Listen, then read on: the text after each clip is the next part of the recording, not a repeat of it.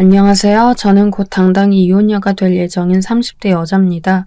평소에 유튜브 사연 즐겨보는데 정말 말도 못할 막장 집안이 많더군요. 왜 진작 이혼 안 하고 그렇게 당하고 살았는지 답답할 정도로요. 그런데 지금 보니 저도 그 답답한 사람들 중 하나였지 뭐예요? 그래서 저도 제 이야기 한번 보내려고 해요. 저도 제가 바보 같았던 거 아니까 너무 욕하지 말아주세요. 그럼 한번 이야기 시작해 보겠습니다. 저는 평범한 집안에서 태어나 평범한 학창 시절을 보냈습니다.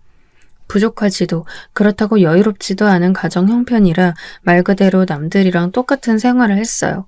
가족들끼리 가끔 한 번씩 외식도 하고 치킨이나 피자도 가끔 시켜 먹고 여름 휴가로 해외여행은 아니지만 국내 여행 정도는 갈 수 있는 수준이었죠. 그리고 옷이나 가방, 신발 같은 것들은 메이커보다는 마트에서 산 것들이 대부분이었어요.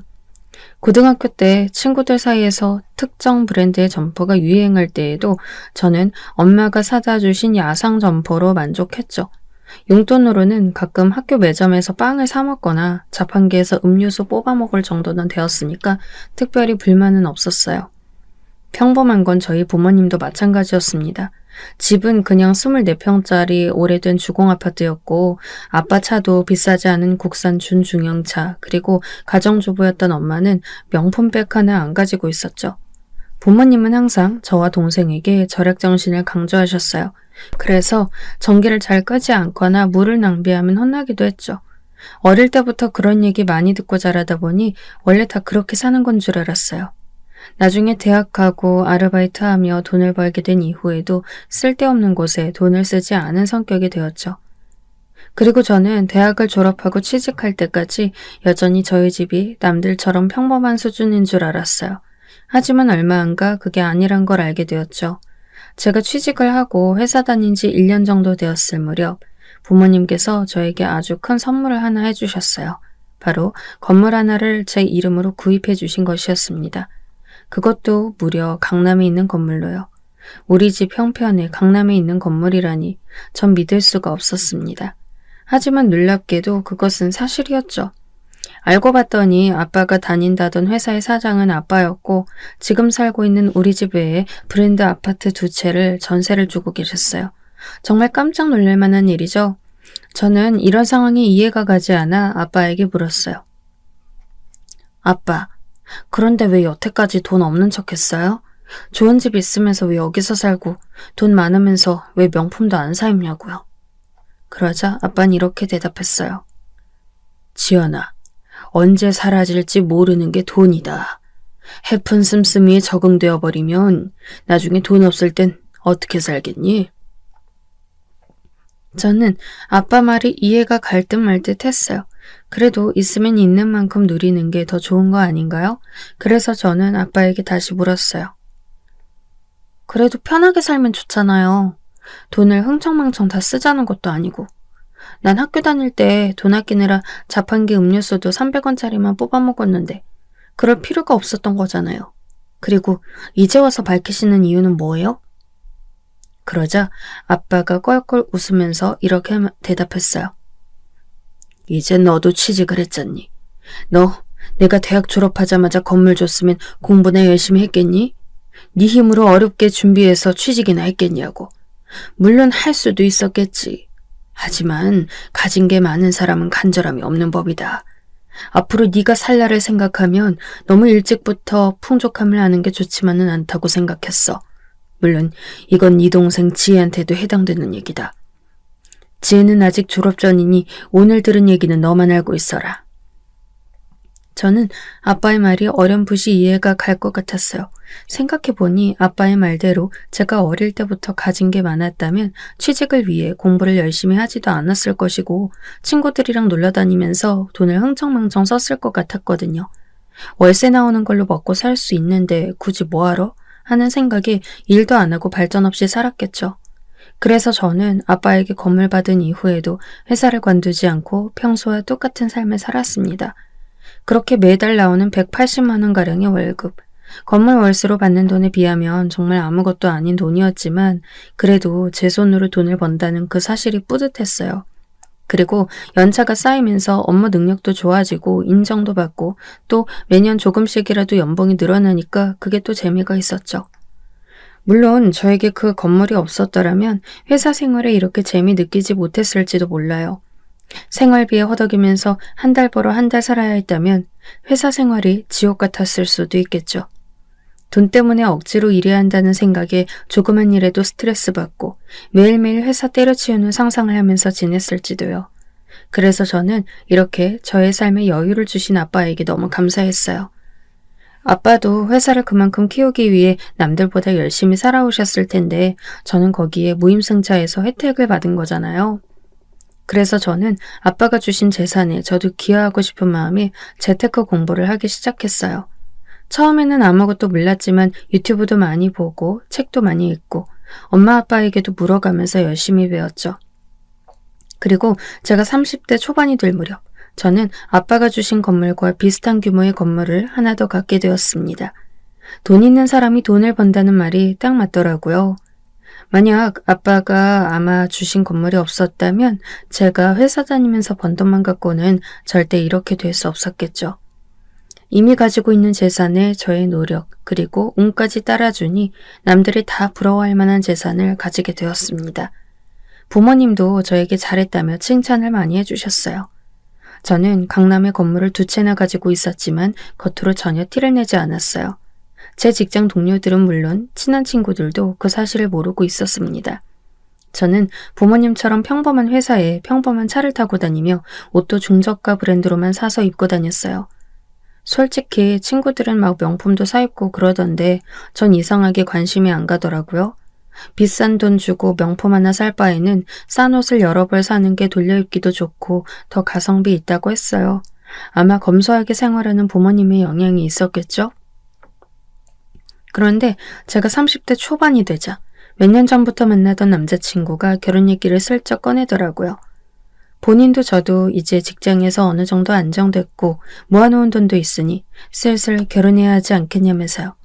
저는 화목한 가정을 빨리 이루고 싶은 마음이 있었기 때문에 바로 승낙했습니다. 결혼 준비가 시작되었어요. 먼저 서로 모아놓은 돈과 연봉을 오픈하기로 했습니다. 그런데 제가 남자친구와 결혼할 거라고 부모님께 말씀드리자 아빠가 이렇게 말씀하시더군요.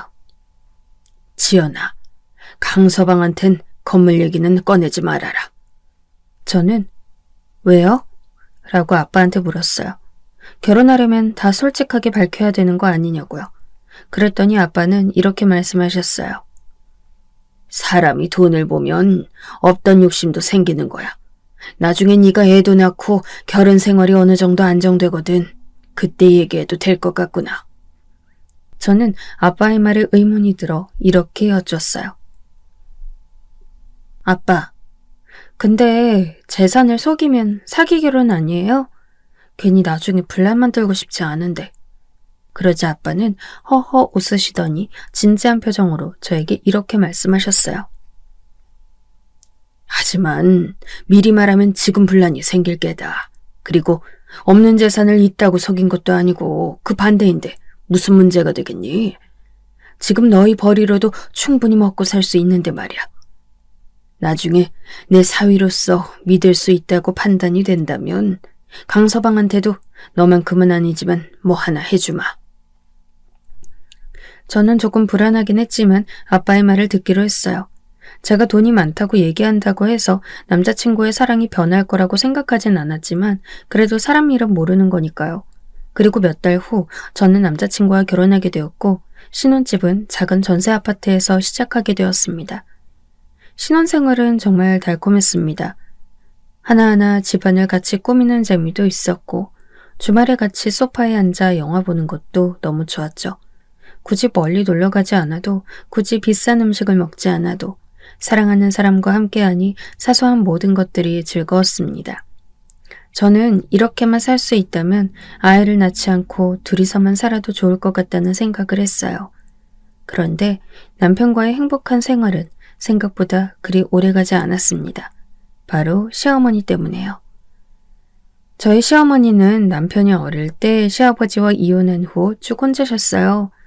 남편이 결혼하기 전까지는 어머니와 살았지만 지금은 분가에서 나왔으니 그 집에 혼자 계셨죠.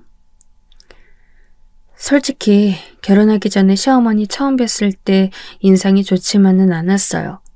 제가 마치 자기 아들을 뺏어간 사람인 양 말씀하셨거든요. 어머니는 결혼 전 식사 자리에서 전 쳐다보지도 않으시고 남편에게 이렇게 말씀하셨어요. 형민아, 결혼하면 집에 매주 와야 한다. 엄마 버리고 가면서 그 정도는 해야지. 너 설마 엄마보다 네 마누라가 더 중요한 건 아니지?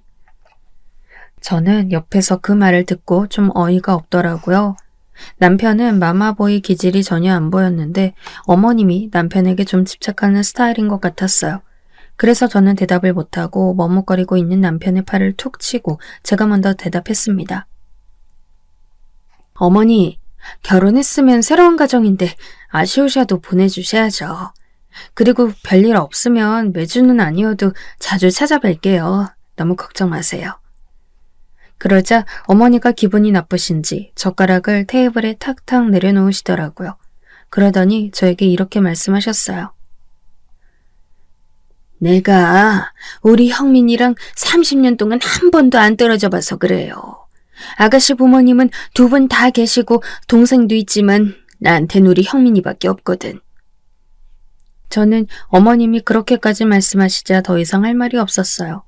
하긴 가족의 아들뿐인데 그마저 장가가 버리면 얼마나 외로우시겠어요.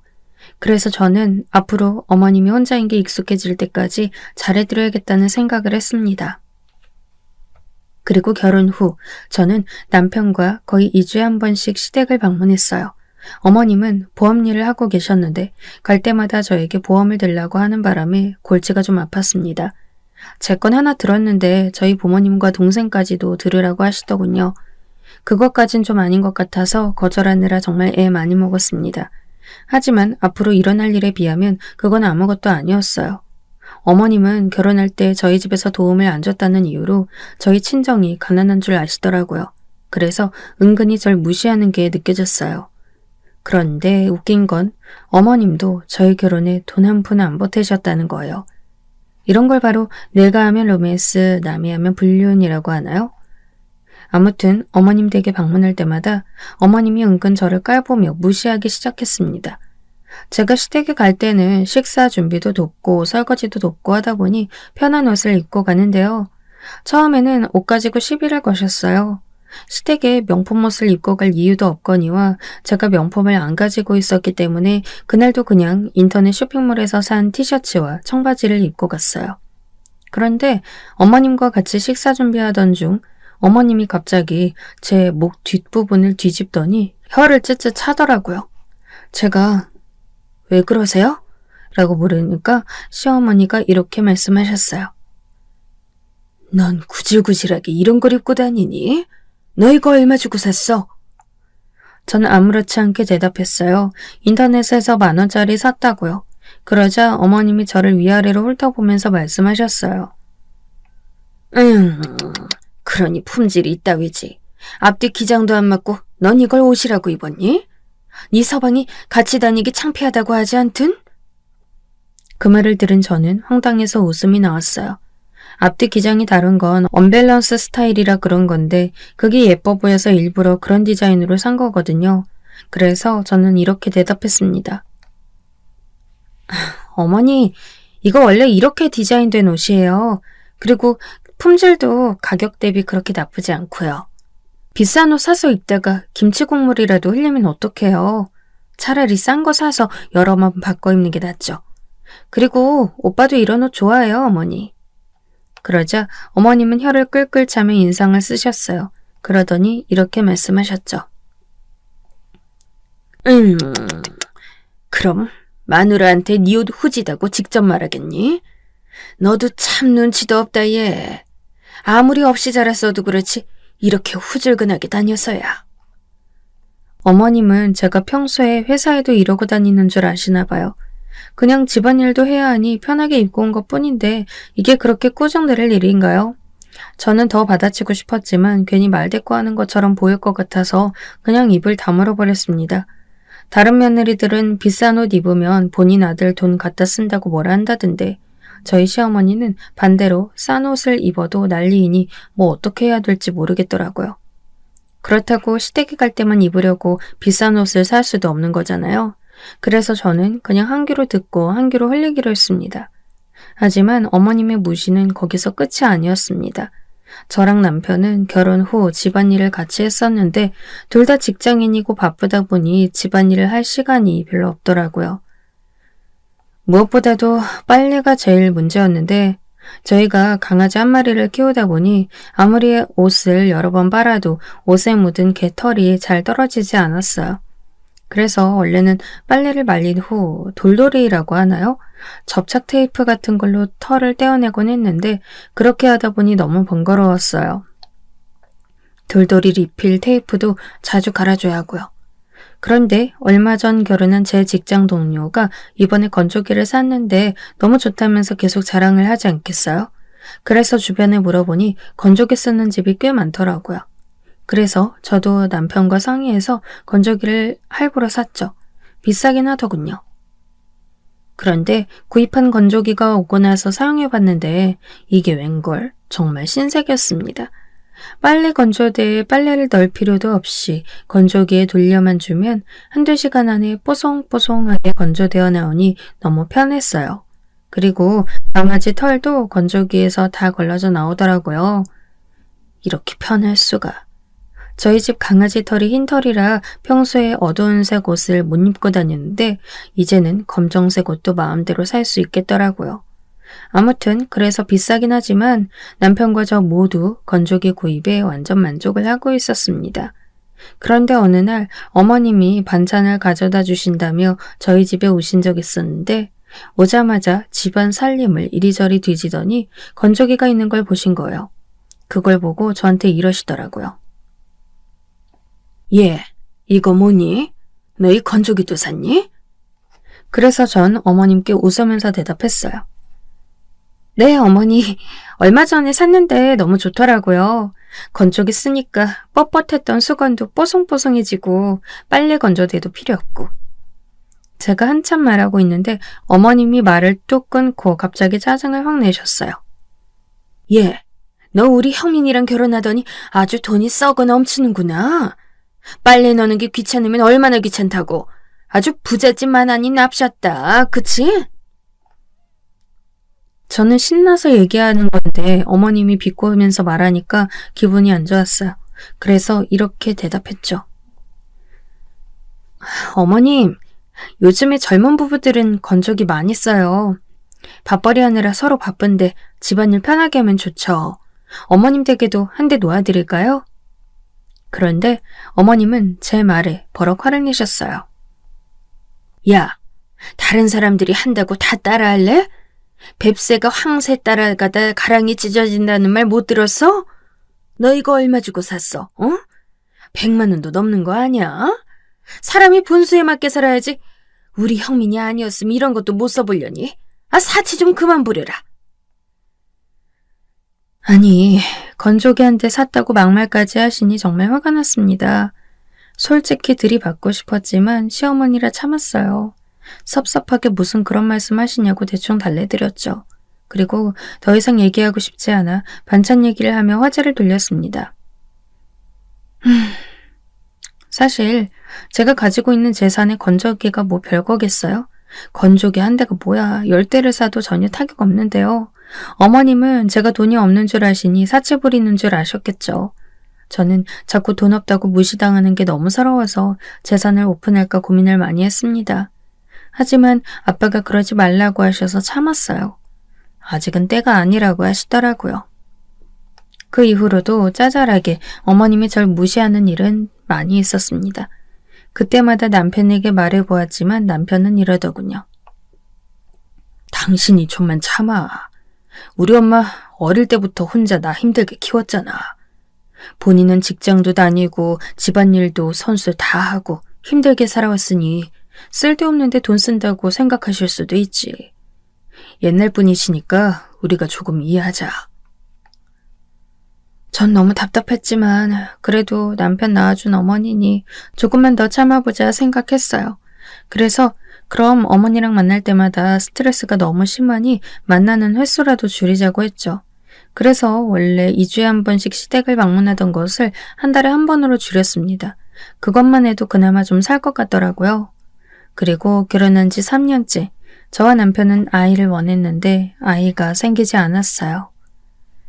그리고 3년이 지나도록 아이 소식이 없자 어머님의 구박이 시작되었습니다. 자꾸 어머님이 소식 없냐고 물어보시더니 하루는 대놓고 이렇게 말씀하시더군요. 넌 도대체 언제 애 가질래? 나이가 지금 34인데 노산인 거 모르니? 여자가 시집을 왔으면 대를 이을 생각을 해야 될 거 아니야. 저는 안 그래도 아이가 안 생겨 속상한데 어머님까지 저런 식으로 말씀하시니 너무 서운하더라고요. 그래서 이렇게 말씀드렸어요. 어머님, 저도 안 낳고 싶어서 안 낳는 거 아니에요. 안 생기는 걸 어쩌나요? 조만간 병원 가서 난임 검사 해볼 테니까 조금만 기다려주세요, 어머니. 그리고 그 이후 남편과 병원에 가서 검사를 해보니 저에게는 문제가 없고 남편 문제였습니다. 아예 불임까진 아니지만 임신 확률이 낮다고 하더라고요. 마침 어머니가 또 저에게 전화로 아이 문제를 닥달하시길래 이렇게 말했습니다. 어머니, 병원에서 오빠 문제라고 하네요? 저도 애 가지고 싶은데 그러려면 오빠가 운동도 하고 술도 끊고 관리해야 된대요.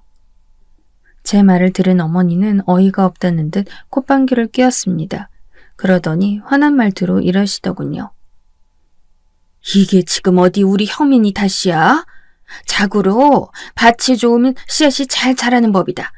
네 밭이 안 좋으니 씨앗이 싹을 틔우지 못하는 게지. 저는 정말 너무 황당했습니다. 병원에서 검사까지 했는데 저리 말씀하시니까요. 그래서 저는 억울해서 이렇게 반박했어요. 병원에서 저는 아무 이상 없다고 했어요, 어머니. 왜 제 탓만 하세요? 그러자 이어진 어머님의 말씀은 정말 황당 그 자체였습니다. 병원 말이면 다 맞냐? 넌 의사가 죽으라면 죽을래? 참나, 넌 도대체 시집와서 하는 게 뭐냐? 집안일은 세탁기, 건조기가 다 해줘. 애도 안 가져. 아주 우리 형민이 등골 빼먹으려고 작정을 했구나. 전 그 말을 듣고 고개를 도리도리 저었어요. 더 이상 할 말이 없었어요. 그럼 의사가 전문가인데 의사 말을 듣지 누구 말을 듣나요? 지금이 무슨 조선시대도 아니고 첨단 의학이 발달한 시대에서 온갖 검사 다 하고 나온 결과인데 말이에요. 전 너무 짜증이 나서 그냥 전화를 끊어버렸습니다. 그리고 화난 어머니한테서 계속해서 전화가 왔지만 무시했어요. 네가 시어머니 알기를 우습게 아냐면서 화를 내는 문자에도 답장을 하지 않았죠. 그리고 저는 그날 남편에게 선언했습니다. 아이를 가지지 않겠다고요. 노력해야 되는 건 당신인데 어머님은 내 탓만 하시니 아이 낳고 싶지 않다고요. 남편은 자기가 잘하겠다면서 미안하다고 했지만 기대하지 않았습니다. 그 이후 제가 계속 연락을 받지 않자 어머님이 주말에 저희 집에 불쑥 찾아오셨습니다. 토요일이었지만 남편은 일이 있어 출근했고 저는 평일에 야근을 많이 해서 너무 피곤했던 탓에 늦잠을 자고 있었어요. 그런데 쾅쾅거리며 문을 두드리는 소리에 깜짝 놀라 나가보니 어머님이었죠. 차마 없는 척할 수는 없어서 어쩔 수 없이 문을 열었습니다. 그러자 어머님은 잠옷 차림에 저를 위아래로 훑어보시더니 다짜고짜 핀잔을 주시더군요. 너 아주 살판 났구나. 지서방은 주말에 힘들게 일하러 갔는데 늘어지게 자는 걸 보니. 아유, 우리 형민이 불쌍해서 어째. 내가 이런 년을 며느리로 들이는 게 아니었는데. 저는 너무 짜증이 나서 다 들리게 한숨을 쉬었어요. 그랬더니 어머님이 인상을 쓰고 저를 째려보시더라고요. 평소 같으면 커피라도 먼저 내드렸을 텐데 그날은 그러고 싶지가 않더군요. 저는 막 신발을 벗고 들어오려는 어머니에게 이렇게 말했습니다. 어머니, 오빠만 힘들게 일하는 거 아니고 저도 힘들게 일해요. 저도 어제까지 매일매일 밤 11시까지 일했다고요.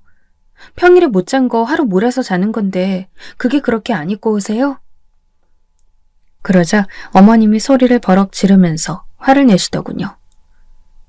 너는 오늘 쉬잖아. 불쌍한 우리 형민이는 일하러 가고 너는 주말에도 일하는 이 서방이 불쌍하지도 않든? 너 먹여 살리느라 우리 형민이 등골 휘는 거 마음 아파서 못 보겠다. 정말 별 말도 안 되는 말씀을 하시니 어떻게 대응해야 될지 모르겠더군요. 저는 화를 애써 참으면서 이렇게 대답했어요. 오빠가 저를 먹여 살리다뇨? 같이 벌어서 같이 쓰는 거예요, 어머니. 제가 가정주부인 줄 아세요? 어머니는 제 말에도 이해가 안 되시는지 계속해서 타박했습니다. 여자가 벌어봤자 얼마나 번다고. 너 자꾸 돈 번다고 유세 떨 거면 차라리 회사 때려치고 집에나 있어라. 꼴랑 몇 푼 번다고 어디서 유세야 유세는. 회사 핑계로 그렇게 집안일도 안 하고 우리 형민이만 고생시킬 거면 그냥 집에서 네 서방 뒷바라지나 해. 저는 너무 열받아서 방에 들어가 월급 명세서를 가지고 나와 보여드렸어요. 어머니, 이거 보이세요? 저랑 오빠랑 월급 거의 차이 안 나요. 그것도 제가 10만 원 더 많이 받는다고요. 제 말에 어머님은 월급 명세서를 빤히 보더니 손으로 툭 치면서 한마디 더 하시더라고요. 10만 원 더 벌면 뭐하냐? 분명 가난한 지 친정에 갖다 바칠 테지. 저는 정말 답답해서 미칠 뻔했습니다. 제가 친정에 갖다 바치긴 뭘 갖다 바치나요? 오히려 시댁에는 갈 때마다 식사 대접에 선물에 과일에 이것저것 사다 바치지만 친정 부모님은 아무것도 안 바라시는데요. 저는 정말 참을 수가 없었습니다. 그래서 한마디 더 하려던 찰나 갑자기 누가 현관 비밀번호를 누르고 들어오더라고요. 그때 등장한 건 바로 남편이었습니다. 일이 금방 끝나 일찍 퇴근했다고 하더라고요. 남편은 들어오자마자 냉랭한 분위기에 당황하니 저에게 이랬어요. 여보, 무슨 일이야? 엄마, 둘이 싸웠어요? 저는 너무 머리가 지끈거려 이마를 손으로 짚고 한숨만 푹푹 쉬었습니다. 그런데 어머님은 옳았구나 하고 남편한테 가서 이랬어요. 거의 울 듯한 목소리로 말이죠. 형민아, 네 마누라가 이 엄마한테 아주 바락바락 대드는구나. 너 전현하고 계속 살아야겠니? 전현 얼굴 계속 보다간 내가 제명에 못 살고 일찍 죽을 것 같구나. 너도 저런 여우년한테 홀려서 호구짓 그만하고 지금이라도 갈라서라, 응? 남편은 당황해서 어쩔 줄 몰라 했어요. 도대체 무슨 일이냐며 눈이 동그래져 저를 쳐다봤어요. 저는 남편에게 이렇게 말했습니다. 어머님이 내가 번 돈 친정에 갖다 바치는 줄 아셔. 당신이 말해봐. 그게 사실이야? 그러자 남편이 본인한테 거의 안겨있는 어머님을 억지로 떼어내더니 이렇게 말했어요. 엄마, 그런 거 아니에요. 처가에 갖다 바치긴 뭘 갖다 바쳐. 그냥 우리 둘이 벌어서 우리끼리 쓰는 건데. 오해하신 것 같은데 그만 진정하세요. 그런데 남편의 말에도 어머님은 믿지 않고 한마디 더 쏘아붙이시더군요. 네가 전현한테 아주 단단히 올렸구나. 전현이 그리 말하라고 시키든? 저는 거기까지 듣고 남편 보고 알아서 하라고 방문을 쾅 닫고 들어갔어요. 그 후로 남편이 잘 달랬는지 금방 집에 돌아가셨더라고요. 저는 더 이상은 이렇게 살 수 없다고 생각해서 남편한테 말했어요. 앞으로 어머님 우리 집에 못 오시게 하라고요. 나랑 이혼하기 싫으면 알아서 잘 컷다 하라고 말이죠. 남편은 알았다고 자기가 잘 얘기하겠다고 하더군요. 그리고 그 이후 한동안은 잠잠하길래 잘 해결이 된 줄 알았습니다.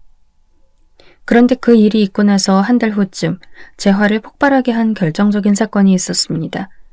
저희 부모님이 과일을 참 좋아하시는데 요즘 열대과일에 맛들리신 것 같더라고요. 원래는 참외나 수박 같은 국산 과일을 좋아하셨는데 어느 날부턴가 망고나 리치, 패션후르츠 같은 열대과일이 맛있다면서 많이 사드시기 시작했어요. 그러던 중 친정 부모님이 밥 먹으러 오라고 하셔서 오랜만에 남편이랑 갔는데 엄마가 애플망고를 몇 개 꺼내와 깎아주시더군요. 애플망고가 원래 좀 비싸잖아요. 저도 노란망고는 많이 먹어봤어도 애플망고는 처음이었는데 와, 진짜 달고 맛있더라고요. 괜히 비싼 게 아니었어요. 저랑 남편이 너무 맛있게 잘 먹자 엄마가 집에 가져가서 먹으라고 3kg짜리 한 박스를 주셨어요. 6개 정도 들어있어서 후숙시키며 먹으면 꽤 오래 먹겠더라고요. 그리고 그날 받아온 애플망고는 상온에 놔두고 며칠 후숙을 하며 맛있게 먹었습니다.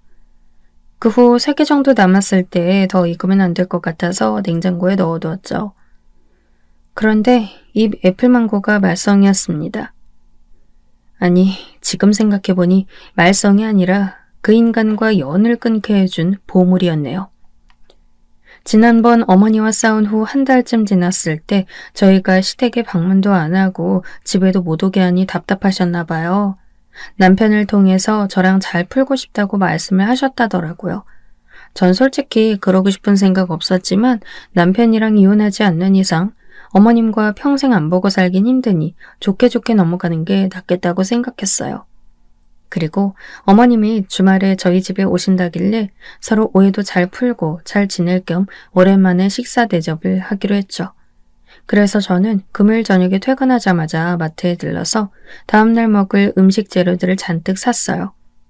어머님이 닭볶음탕을 좋아하셔서 닭 2마리랑 감자, 양파 등등 넉넉하게 사고 그 외에 반찬거리들도 샀죠. 저는 집에 가자마자 양념을 만들어 닭을 재워두고 다른 반찬들도 열심히 만들었습니다. 다음날 점심때쯤 어머니가 저희 집에 오셨어요. 화해하기로 했으니 과일이라도 하나 사서 오실 줄 알았는데 빈손이시더군요. 평소 저희에게 반찬 가끔 가져다 주는 거 말고는 뭐 하나 사주신 적도 없던 분이라 그냥 그러려니 했습니다. 그리고 저는 어제 재워둔 닭을 꺼내서 끓이고 열심히 상을 차렸어요. 한 상 푸짐하게 차려서 내놓으니 기분이 좀 풀리신 것 같더라고요. 제가 만든 닭볶음탕이 맛있으신지 한 그릇 더 떠달라고 하시고선 저에게 이렇게 말씀하셨어요. 그래, 내가 솔직히 네가 며느리로서 썩 마음에 드는 건 아니지만 이미 결혼시켰으니 별 수 있겠냐?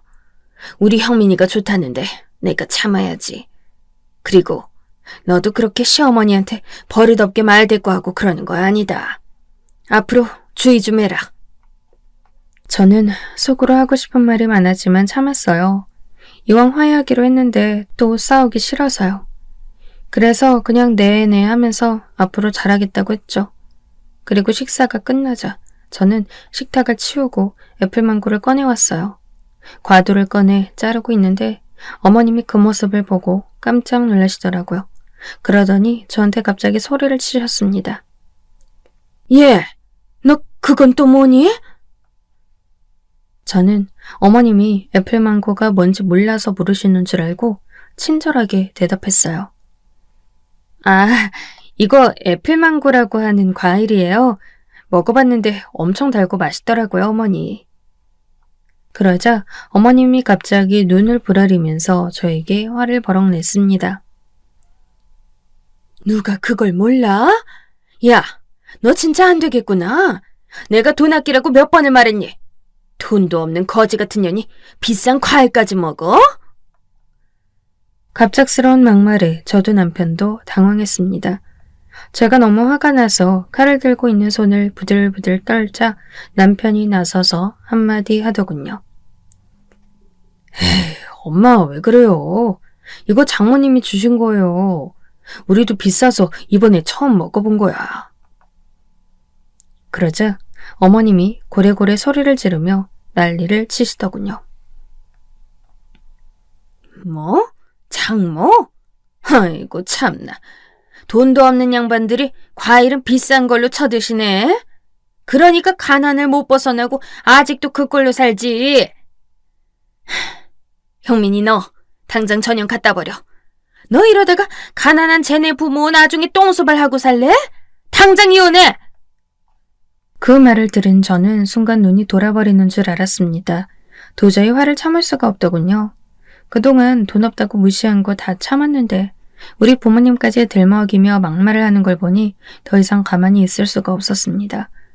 저는 들고 있던 칼을 내려놓고 어머님한테 가까이 다가가서 소리쳤어요.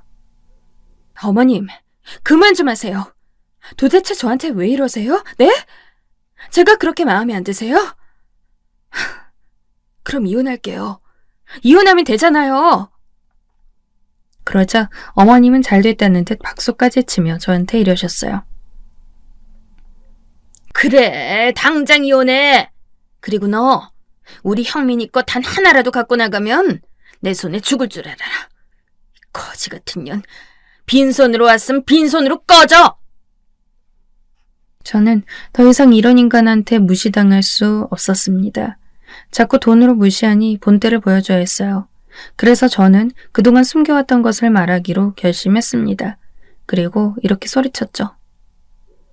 네, 제가 갖고 온 것만 가지고 갈게요. 그런데 아쉬워서 어쩌죠? 어머님이 본색을 숨기고 조용히만 계셨으면 우리 아빠가 오빠한테 건물 한 채는 줬을 텐데 이제 이혼할 거니 그럴 필요 없다고 아빠한테 잘 말씀드릴게요. 그러자 어머님은 콧방귀를 흥 하고 끼며 이러시더군요. 미친년이 말이 되는 소리를 해야지. 이혼당하기 싫으니 별 거짓말까지 다 하는구나. 이 년이 여우인 줄만 알았는데 완전히 사기꾼이었잖아. 야, 이 거지 같은 년아. 돈 없으면 가서 몸이라도 팔든지 우리 형민이 뜯어먹지 말고 당장 꺼져. 어머님의 바락에 남편은 중간에서 이러지도 저러지도 못하고 있더라고요. 저는 그 모습을 보니 한심하다는 생각이 들었습니다. 본인 엄마가 저 정도까지 막 나가는데 말리지도 못하는 모습에 너무 실망스럽다고요. 저는 이렇게 살 바에 그냥 이혼하는 게 낫겠다고 생각했어요. 그래서 마지막으로 한 번 더 질렀습니다. 저기 아줌마, 자꾸 거지 하는데 지금 누구 보고 거지라는 거예요? 아줌마가 내 재산 봤어? 내 재산 봤냐고. 나 강남에 건물 2채 있는 건물주야. 저는 눈을 부라리며 소리를 고래고래 질렀습니다. 제 목소리가 얼마나 컸는지 남편까지 귀를 틀어막았어요. 저는 화가 사겨지지 않아 계속해서 아악 하고 소리를 질렀습니다. 제가 미친년처럼 발악하자 둘은 당황해서 서로를 쳐다봤어요. 그러더니 그 아줌마가 남편에게 물었습니다. 저 말이 사실이냐고요. 하지만 남편도 처음 듣는 얘기였으니 사실인지 알 방법이 없었죠. 저는 어리둥절해하는 둘을 쳐다보며 마지막으로 한마디 더 했습니다. 아줌마, 믿든지 말든지 내 알 바 아니고요. 오빠, 이번 주 안에 이혼 서류 보낼 테니까 사인해. 저는 그 길로 짐을 싸서 집을 나갔습니다. 그리고 친정으로 들어갔어요. 친정에 가서 부모님께 자초지종 말하자 아빠가 잘했다고 하시더라고요. 엄마도 그동안 고생 많았겠다며 절 위로해 주셨어요. 그리고 친정에서 지낸 지 일주일쯤 되었을 때 그 미친 아줌마한테서 연락이 계속 오기 시작했습니다. 아무래도 제가 진짜 건물주인지 뒷조사했나 봐요. 진짜라는 걸 알고선 매달리기 시작하더라고요. 정말 웃긴 게 뭔 줄 아세요? 그동안 돈 없다고 그렇게 무시하고 본인 잘못은 하나도 없다는 듯 행동하는 사람이 이제 와서 저한테 사과 문자 보내더라고요. 제가 전화 받지 않으니 장문의 문자를 보냈어요. 얘야, 내가 그동안 오해해서 정말 미안하다. 친정이 그렇게 여유가 있으면 진작 말하지 그랬니? 나는 또 우리 형민이가 힘들게 너희 부모님 봉양해야 되는 줄 알고 걱정돼서 그랬지. 내가 심하게 말한 거 진심으로 사과하마. 너도 이제 고집 그만 부리고 집에 얼른 다시 들어와. 형민이가 많이 기다리고 있더라. 결혼한 여자가 그렇게 별것도 아닌 걸로 집 나가고 그러면 안 돼. 내가 너보다 훨씬 오래 산 어른이잖니. 어른이 사과하면 받아줄 줄도 알아야 한다. 그럼 기다리고 있으마. 저는 문자를 보자마자 답장도 안 하고 전화번호를 차단해버렸습니다. 이런 속셈이 빤히 보이는 문자는 더 이상 받고 싶지 않았거든요. 제가 돈이 많은 걸 알게 되니까 이제 와서 똥줄 타서 그러는 거잖아요. 가만히 있었으면 건물이고 뭐고 본인 아들한테 갔을 건데 그놈의 입방정 때문에 순식간에 날아간 거잖아요. 정말 아주 쌤통이었죠.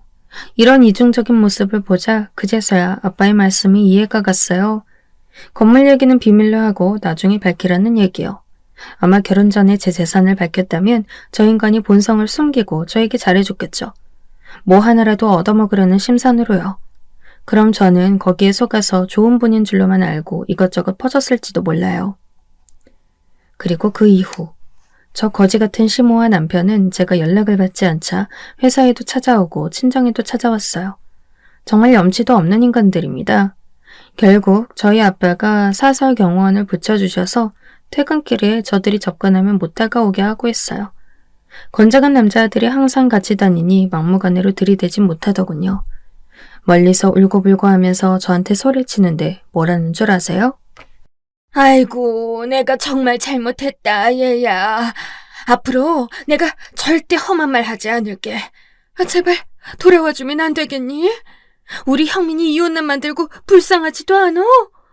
형민이 얼굴 봐서라도 제발, 응? 앞으로 너한테 참견도 안 하고 잔소리도 안 할게. 제발 부탁이다, 아가야. 불쌍한 척하는 그 모습이 너무 역겨워서 구역질이 나왔어요. 그러게 진작에 행동거지 고쳐먹고 사과했어야죠. 앞으로도 절대 그 인간 용서할 생각은 없습니다. 그 인간에게 가장 큰 벌은 제가 이혼하는 거겠죠? 눈앞에서 지 아들한테 떨어졌을지 모를 건물 한 채가 날아가는 꼴이니까요. 그런데 제가 보낸 이혼 서류에 남편이 사인을 하지 않고 버티는 바람이 이혼 소송으로 가야 할 것 같아요. 그래서 저는 이미 이혼 전문 변호사를 선임해둔 상태예요. 그동안 시모가 저에게 막말한 것들 제가 쥐도 새도 모르게 몰래 녹음해 놓은 게 좀 있어서 증거로 쓸 수 있다고 했어요. 저 인간들은 그냥 조용히 이혼해 줬으면 깔끔하게 끝났을걸. 괜히 콩고물이라도 하나 떨어질까 붙잡고 늘어지다가 위자료나 물게 생겼네요. 돈 없다고 사람 무시하던 인간이 돈 때문에 구질구질하게 구는 모습 보니까 정말 우습더군요. 그동안 참지 말고 진작에 들이받았어야 했는데 몇 년 동안이나 참은 제가 좀 바보 같죠? 저도 남편 아니었으면 이렇게까지 참지 않았을 거예요. 지금은 아니지만 그때는 남편을 정말 사랑했으니까요. 어찌되었든 이제 곧 저는 이혼녀가 되겠어요. 이혼하고 나면 그냥 회사나 열심히 다니고 남자는 쳐다보지도 않으려고요. 어차피 건물에서 월세 나오는 것만 있어도 죽을 때까지 먹고 살 수 있으니 굳이 결혼하지 않아도 돼요. 저는 이제 그만 가봐야겠어요. 오늘 부모님과 맛있는 거 먹으러 가기로 했거든요. 그래도 이렇게 제 얘기를 처음부터 끝까지 써보니 속이 시원하네요. 제 얘기 들어주셔서 감사하고 앞으로 저의 싱글 생활을 응원 부탁드려요. 그럼 남은 하루도 즐겁게 보내시기 바랍니다.